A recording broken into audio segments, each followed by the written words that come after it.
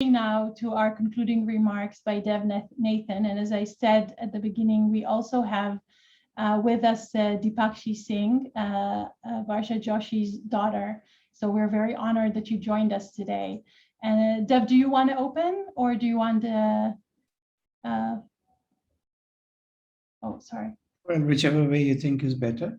So Dev, maybe you can open and then Dipakshi can join. Okay. Dipakshi, it would be good. Yeah, there. Okay, now we can see you. Okay. I'm also seeing her after a long time. Okay. Okay. Well, the very interesting discussion, good papers and a lot of comments.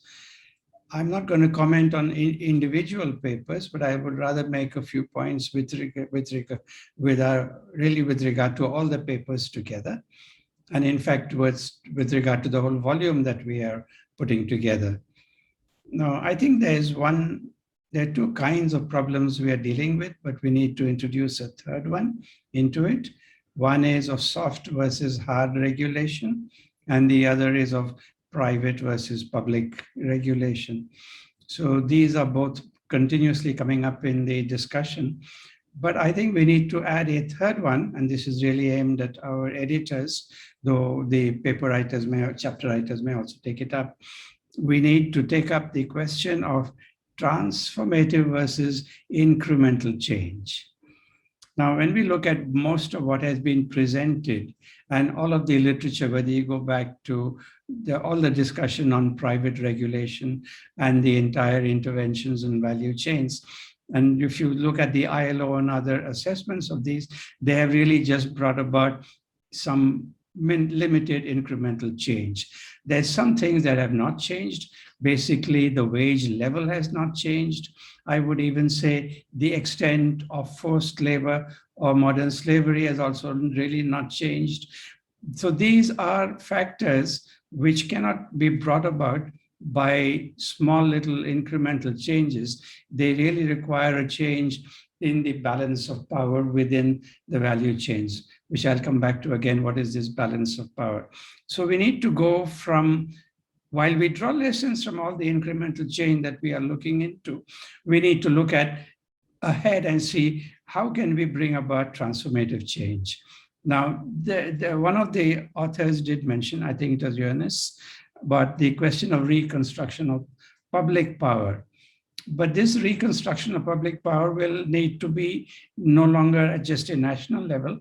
With regard to global value chains, we will need to have some manner of global reconstruction of global public power, which is not going to be easy. It's a very difficult one. How do we build a countervailing global public power?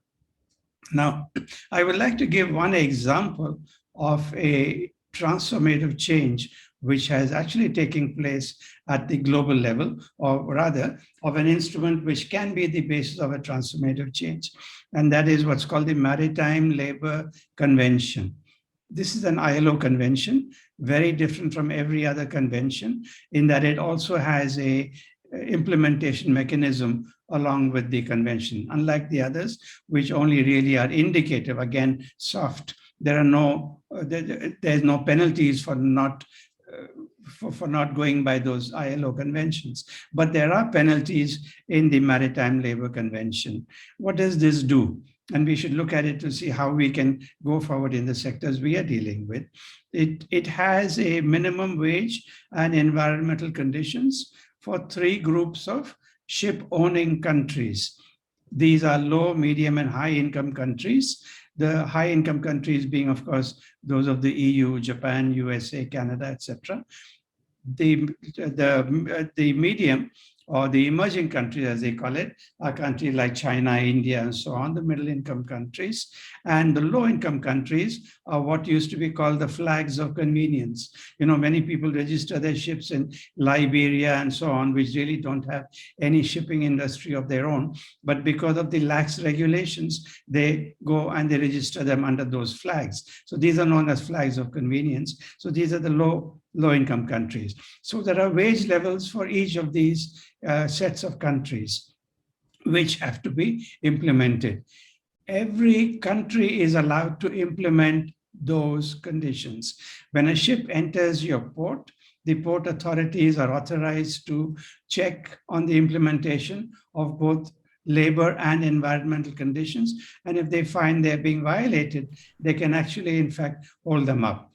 They can refuse to allow them to leave, which is, of course, a huge cost to the owners. So there is as a result of this convention, there has been some amount of upward movement in the shipping labor conditions, of course, except for some areas which are still pretty bad, which is like shipping for tuna and so on, which is not the bulk shipping, but a specialized shipping for as part of fishing. But anyway, it has made a difference. So we need to look ahead and see what can be the nature of the transformative change, which can help us to make some difference with the matter of forced labor or modern slavery that we are dealing with. That is with regard to the content of the papers. I have one more point with regard to the manner in which we conceptually frame our exercise. Now, in many ways, it has come up that what we are dealing with is extreme forms of exploitation. Okay, you call it modern slavery, you call it forced labor, you use different terms, but you're talking about extreme forms of exploitation. So why are we having a high level of these extreme forms of exploitation? What is there in the world economy that is bringing this about? Many people refer to capitalism, but then there are different types of capitalism. Okay, there has been a competitive capitalism, which was there in the time of the classical economists, 18th and 19th century. Then we've had monopoly capitalism, which really came to fruition, came up full scale by the First World War and then after the Second World War also. But I think we are now in a new era of capitalism, and which we should call Monopsony Capitalism, meaning we are not dealing with a market of a few sellers and many buyers. We're dealing with a market for labor, which has a large number of sellers and a few buyers. So not only labor, but also suppliers of manufactured goods and suppliers of raw materials. So what we are having is how do these lead firms face us in the global south?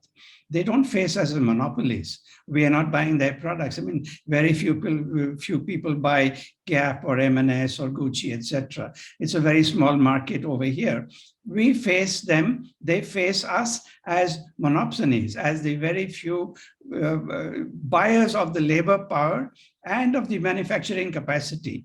This was very much exemplified. I like the terms that was used in this, again by Eunice, with regard to formalizing power asymmetries. Okay, we saw this very much during the pandemic and the beginning of this pandemic-induced recession. The brands canceled orders. They did not pay for goods that had been delivered to their warehouses. They did not pay for goods that were in process. Then they re-bargained on prices, brought them down. That showed exactly the power of monopsony. So what did the suppliers do? The suppliers really could do nothing. Having invested in garment making machinery, where else do you go to get your demand? Where do you get to get your market? It is the brands, the lead firms, who are the market for the manufactured garments from the global south. They cannot sell them on their own. I mean, Bangladesh cannot sell $25 billion of garments without those brands. So the brands control the market access, and they're able to force the terms of the contracts. That's why I was interested particularly in seeing how the contracting system formalizes this asymmetry of power. So what we're seeing is the asymmetry of power in the labor and in the manufactured goods and input markets. It's not only labor that is subject to this, it is also the suppliers. The manufacturers can go nowhere else, whether it is of garments or leather goods or toys.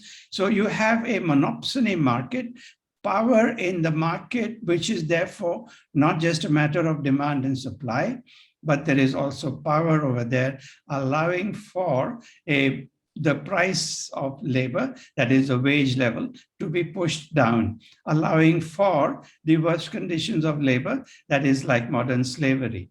Now, I would even suggest, well, I've just written a paper on this, which is now being reviewed with the journal.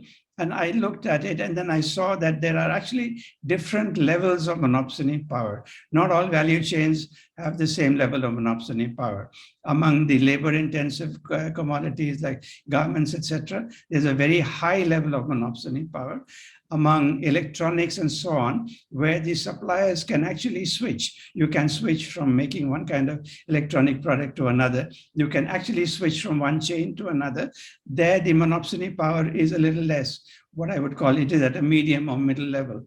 And in something like IT services, where actually the large IT service suppliers have their own brand reputations, and they have their own their own strength in the market, and they actually lay down the conditions on which they will take these contracts. They will not, the Indian large IT suppliers, service suppliers like TCS and Infosys do not accept contracts where their margin is less than 22 or 23%. So they set their margin and they take the contracts on that basis. No garment manufacturer can do that. They have to accept whatever margin they're getting, which is like around 7 to 8%, maximum going up to around 9% or so. So if you look at the levels of monopsony power, it may help us to understand the way in which the world is now functioning with these value chains and why it is so difficult to bring about a transformative change in these value chain conditions for labor and suppliers.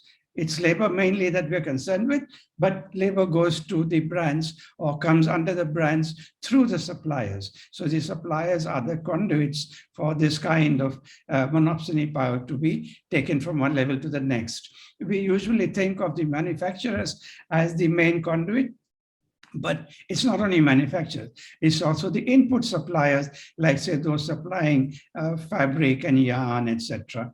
I mean, when they get a sudden order for, because the Zara or M&S, the fast fashion system decides that X brand is doing very well, we need to increase the supply of that, and they give an order with a very short lead time, just 30 days to supply it. The pressure goes from the manufacturer of the garment to the input suppliers, the yarn suppliers, the fabric suppliers. So it goes all down the chain to all the input suppliers. So I would therefore, along with the way in which we are looking at the different types of transformation, suggest that we should look at how the concept of monopsony capitalism can help us to understand the very strong prevalence of what we are calling the extreme forms of exploitation. Thank you. It was a very good session, and I look forward to more discussion tomorrow. Thank you. Thank you so much, Dev, for this wonderful summary and really, I think, productive in many ways. I think it can really help many of us to think about what we're doing. It's already giving me ideas for my paper with Tamar. And I guess this is an opportunity also to mention Ashok Kumar's book in the same CUP series called Monopsony Capitalism, that discusses labor significantly and explain this. Also beautifully written, if I may say so. So I really recommend that to all of you. So as I said, we invited Deepakshi Singh to be with us here because this book is going to be dedicated to the memory of her mother that we've all met and spent time with. So Deepakshi, thank you so much for coming, and we would really appreciate it if you can, say some words about Varsha Joshi, about your mother. Thank you so much for inviting me over, and I think for the very kind gesture of dedicating the book to my mother. I think it's a little difficult to talk about somebody you love so dearly and the work that they were happiest doing throughout their life. But one can never do justice to it. But I think when I look back at her journey and the work that she's done over the years, I've always been fascinated that how could like a cultural historian who started her journey in academia as a historian of sociology and cultural history make such a mark in the field of women and child rights. And I think that kind of reflects her versatile nature and her capacity of learning through observations and experiences in life in general. And I think while she had been working a lot with respect to researching on child rights and child welfare and protection, and she'd done a few projects in relation to that earlier. But what brought out her innate passion for working for children and their rights was, I think, her tenure with Childline in Rajasthan, Jaipur, where she was appointed as the nodal director in the year 2013. And I think it was during that tenure where she took up responsibilities of not just working on the ground, where she was managing rescue programs, rehabilitation of children, and in a way also going to the slums and working with awareness campaigns and sensitization campaigns to an extent, but also kind of working with transforming and bringing a change in the bureaucratic systems, where she was engaged in bringing policy reforms with respect to child welfare protection policies in Rajasthan, and training and kind of working towards bringing a change in the mindset, I guess, of all the agencies involved in this field, in the protection of children and their welfare in Rajasthan, as well as, I think, a little more beyond her state and the country. But yes, I think it was this innate love that she had for children that brought her to work in this sector and work in a dedicated way, that her illness or her other roadblocks never kind of came in the way of her work as such. And I think it's not much that one can say, but while maybe her loss is a big loss for me personally, but I think it's also a big loss for the children that she was really working for, and the sector in particular as well. And I guess one will always remember her for her contribution in this field for sure, as well as her very peculiar nature of silently working on the ground behind the scenes, and with that peculiar smile of hers full of love and warmth. So yes, I think that's. Thank you so much for sharing these memories and these words and her legacy with us. And we're going to have an article in the book that Varsha wrote with Dev Nathan. So I don't know, Dev, if you want to say something as well. We'll hear about the paper tomorrow, but if you want to say something about Varsha. Yeah, just a couple of words about Varsha. Well, I worked with her for quite a while now, maybe 10 or 12 years, and we worked on different kinds of value chains. First, it was tourism, and then it was different types of value chains involving child labor, whether it was handicrafts or garments and others. So I worked with her quite substantially over these years. And well, I've seen Dipakshi grown up from being a little schoolgirl to now being a master's student at the Hague. So there was one thing about Varsha. She was always very caring about her entire team that worked with her. Dipakshi told you about how she worked with the children, etc. But she really looked after the team she worked with at the where she was in the institution, and also others who worked with her, like myself. Like I know she would always bring green tea for me because she knew I didn't drink the milk tea that you usually get in the canteens and everywhere. So she'd bring green tea for me. So she was a very caring person along with that. And there was one very great quality which she had. If I had any question about Rajasthan or Jaipur, I would ask her, and she would, if she didn't know it already, she wouldn't pretend to know if she didn't know it, but then she would get the answer. She knew whom to ask for what, and she could approach everybody, because though she worked on child rights, she could also approach the bureaucracy. She could approach the factory owners. She could approach the business persons in Jaipur, in fact, who were very much involved in having these children employed in the different sectors, where it was gems and jewelry, etc. So she was able to she kept her own position very clear, that she stood for child rights and for women's rights. But she was able to carry on, keep her contact with all sections of society, and she was able to utilize to really help to produce some very good research work on the topics on which she was interested. Yeah, so it was a very great honor to have to be able to work with her over all this time. And it's a great loss for all of us who have worked with her. It's of course the loss most of all for Dipakshi, who has also done very well, and now she's studying at The Hague. Thank you very much, and I look forward to engaging more, both with child labor. We'll hear more about that, and we'll have Varsha in our hearts and in our minds. So thank you so much, Dipakshi, for joining us. We really appreciate it. I think her loss and her memory is important to many of us here. So thank you for sharing that, and we're really sorry for your loss. And to all of you, thank you for a very, I think, productive day, a very interesting day. My mind is definitely buzzing with ideas, and we will continue this tomorrow. So basically same time, same place, if I'm not mistaken. So thank you all very much, and thank you, Dev, for this great summary and kind of ways forward. So I will see you all tomorrow. Thank you to all the speakers and commentators, and to all of you who joined us. I think, Ina, you were our favorite outsider. You were here the whole time. So I feel like tomorrow you have to speak. There's no other way. So thank you for joining everyone. us. Okay. Bye, Dipakshi.